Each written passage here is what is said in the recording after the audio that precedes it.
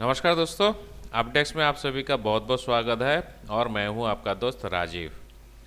Friends, आज हम लोग एक नया ऑप्शन स्ट्रेटजी सीखेंगे जिसका नाम है डबल कैलेंडर स्प्रेड। तो ये स्ट्रेटजी क्या है, इसको कब कैसे अपनानी है और सबसे इम्पोर्टेंट कैसा मार्केट सिचुएशन में ये स्ट्रेटजी अपनाया जाता है, हाई वोलेटाइल मार्केट में या लो वोलेटाइल मार्केट में, तो ये कब अपनाया जाएगा, कैसे अपनाया जाएगा, पूरा डिटेल्स में हम लोग चर्चा करेंगे। और इसका प्रॉफिट लॉस पोटेंशियल कैसा है वो पे ऑफ चार्ट के द्वारा हम लोग डिस्कस करेंगे। तो दोस्तों, जैसे ये डबल कैलेंडर स्प्रेड है, मतलब ये कैलेंडर स्प्रेड ही है लेकिन डबल, मतलब इसमें दो कैलेंडर स्प्रेड्स होगा। अगर आपको कैलेंडर स्प्रेड मालूम है, कैलेंडर स्प्रेड कैसे अपनाया जाता है, तो आपको ये भी मालूम हो जाएगा। मतलब इसमें सिर्फ आपको और दो लेग्स में ट्रेड लेनी होगी। तो ये कैसे लेंगे, मैं आपको एक एग्जांपल के द्वारा यहाँ पर दिखा देता हूँ। जैसे ये बैंक निफ्टी का ऑप्शन चेन है, तो यहाँ पर बैंक निफ्टी देखो, बैंक निफ्टी का रुझान जो है वो साइडवेज ही लग रहा है कि नहीं, दोनों तरफ शॉर्ट बिल्डअप हो रखा है।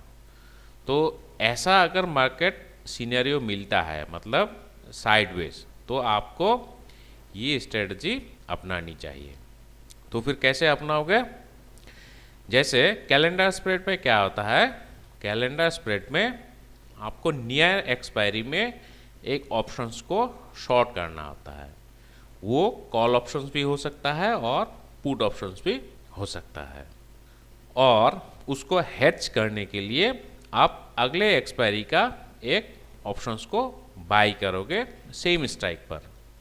मान लो आपको ये लग रहा है कि बैंक निफ्टी 30,000 का ऊपर नहीं जाएगा, तो आप क्या कर सकते हो, 30,000 का एक कॉल ऑप्शंस सेल करो, ये जो करंट एक्सपायरी है। ठीक है, ये आप वीकली एक्सपायरी में भी ट्राई कर सकते हो और मंथली एक्सपायरी में भी ट्राई कर सकते हो। तो यहाँ पर जैसे इसको आप शॉर्ट किया, तो ये करंट एक्सपायरी है, मतलब इसमें थीटा डी के ज़्यादा होगा, है कि नहीं। और नेक्स्ट एक्सपायरी में क्योंकि उसमें थीटा डी के कम है, तो उसमें अगर आप बाई करोगे सेम स्ट्राइक पर, उसमें थीटा डी के कम होगा, आपका प्रीमियम का जो डीके है वो कम होगा, तो बैलेंस जो अमाउंट होगा वो आपको प्रॉफिट हो जाएगा अगर ये पर्टिकुलर स्क्रिप्ट इस स्ट्राइक का नीचे एक्सपायर हो गया तो। ठीक है, और डबल कैलेंडर में क्या होगा, आपको एक रेंज आइडेंटिफाई करनी होगी। जैसे यहाँ पर मैं दिखा देता हूँ, बैंक निफ्टी तो 30,000 जो स्ट्राइक है यहाँ पर हाईएस्ट ओआई है, तो ये क्रॉस नहीं होना चाहिए 30,000 लेवल। तो आप सेफ साइड के लिए 30,500 का कॉल ऑप्शंस को शॉर्ट कर सकते हो। ठीक है, ये शॉर्ट करने से आपको 114 रुपीज़ क्रेडिट मिल जाएगी। और ये करंट एक्सपायरी है 3 दिसंबर वाली। ठीक है, और इसको हैच करने के लिए आप अगले एक्सपायरी का सेम स्ट्राइक का एक कॉल ऑप्शन आपको बाई करनी होगी। ठीक है, और नीचे की तरफ देखो, बैंक निफ्टी कहाँ तक जा सकती है, ये 29,000 लेवल पर स्ट्रॉन्ग एक सपोर्ट दिख रहा है। ठीक है ना, तो आप यहाँ पर भी सेफ साइड के लिए थोड़ा नीचे 28,500 इसको आप शॉर्ट कर सकते हो। ठीक है, तो यहाँ पर शॉर्ट करने से आपको 84 रुपीज़ का क्रेडिट मिल जाएगी। तो आपने नीचे की तरफ 28,500 और ऊपर की तरफ 30,500, तो यहाँ पर दो ऑप्शंस को आपने शॉर्ट किया और इसको हेज करने के लिए सेम स्ट्राइक पर जो अगला एक्सपायरी होगा, मतलब 10 दिसंबर एक्सपायरी, वहाँ पर इसको बाई करोगे।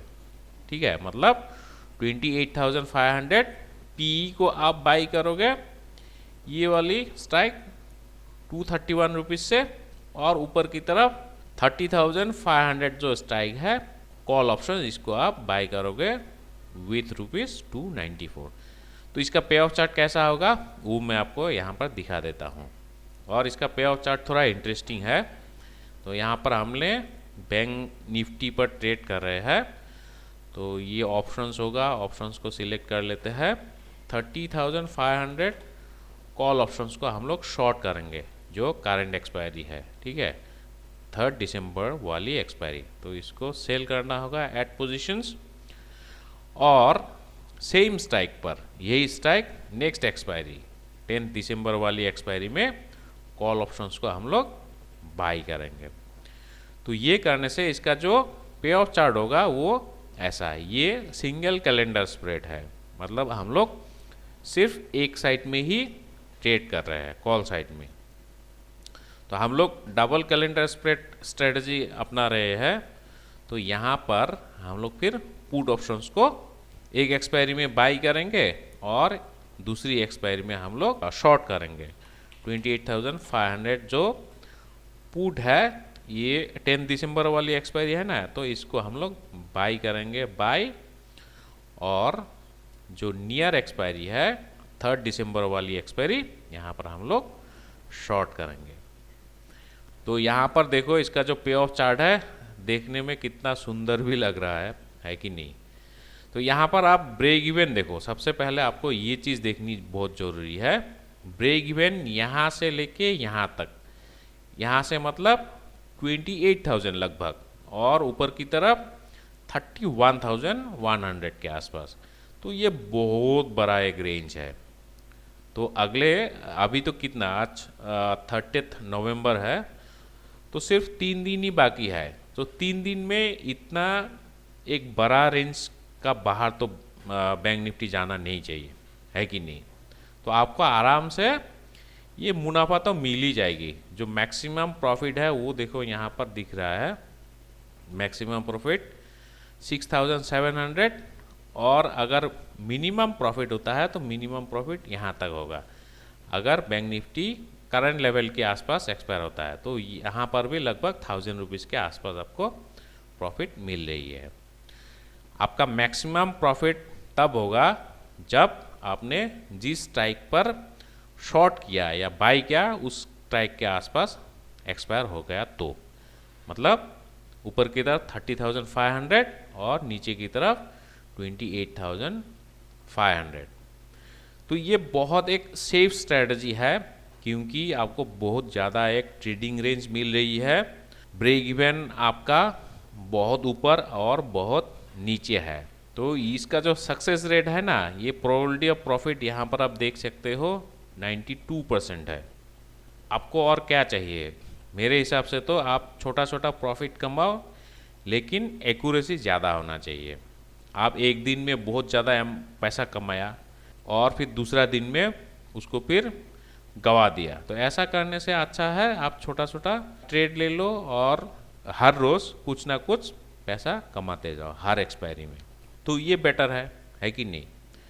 तो ये तो गया ये स्ट्रैटेजी, आपको समझ आ गया होगा कि ये आसान सा स्ट्रैटेजी है कैसे अपनाया जाता है। लेकिन आपको ये स्ट्रैटेजी कब अपनानी है, एक चीज़ तो आपको मालूम पड़ गया, मार्केट अगर एक रेंज में ट्रेड करने लगता है तो आप ये स्ट्रैटेजी अपना सकते हो। और मेरा ये पर्सनल एक्सपीरियंस है, ये स्ट्रैटेजी आप स्टॉक में मत अपनाइए, क्योंकि स्टॉक में थोड़ा इलिक्विड होता है, उसमें एंट्री और एग्जिट में थोड़ा दिक्कत आ जाएगी, और उसमें वीकली एक्सपायरी भी नहीं होता है। तो आप इंडेक्स में इधर निफ्टी और बैंक निफ्टी में अगर ट्रेड करते हो तो आप वीकली एक्सपायरी में भी ट्रेड कर सकते हो, और मंथली एक्सपायरी होने से क्या होगा, जैसे इस महीने आपने एक ऑप्शंस को शॉर्ट किया और नेक्स्ट महीने में उसी स्ट्राइक को आपने बाय किया, ठीक है, ऊपर की तरफ और नीचे की तरफ दोनों साइड। तो ये इंडेक्स में अच्छा है क्योंकि इसमें अच्छा लिक्विडिटी रहता है। और दूसरी और इम्पोर्टेंट बात, यहाँ पर आपको वॉलेटिलिटी देखना है। वॉलेटिलिटी अगर जो करंट एक्सपायरी होगा ना, करंट एक्सपायरी में अगर वॉलेटिलिटी ज़्यादा है तो बहुत अच्छा है, और अगर नेक्स्ट एक्सपायरी में वॉलेटिलिटी कम है तो वो सबसे बेस्ट सिनेरियो होगा, क्योंकि आप करंट एक्सपायरी में शॉर्ट कर रहे हो, है कि नहीं। करंट एक्सपायरी में शॉर्ट करने से आपको अगर ज़्यादा क्रेडिट मिल रही है वो तो वेल एंड गुड, है कि नहीं। तो वॉलेटिलिटी अगर ज़्यादा रहता है तो आपको फिर ज़्यादा क्रेडिट मिलेगी, है कि नहीं। और अगर नेक्स्ट एक्सपायरी में वॉलेटिलिटी कम रहता है तो आपके लिए अच्छा है, क्योंकि उसमें आपको बाई करना होगा तो आपको सस्ता रेट में ऑप्शंस मिल जाएगी। जैसे यहाँ पर इस एक्सपायरी में 30 के आसपास है और अगले एक्सपायरी में IV जो है इम्प्लाइड वॉलेटिलिटी वो थोड़ा कम है, तो ये अच्छा है। यहाँ पर 28-27 के आसपास तो थोड़ा कम है, लेकिन और अगर ज़्यादा डिफरेंस है तो वो बहुत बढ़िया सिनेरियो होगा। उस टाइम आप फिर ये स्ट्रेटजी आँख बंद करके अपना सकते हो। लेकिन हाँ, यहाँ पर अगर मार्केट वायलेंटली मूव करने लगा नीचे की तरफ या फिर ऊपर की तरफ, तो फिर आपको ये स्ट्रैटेजी को एडजस्ट करना पड़ेगा, ठीक है।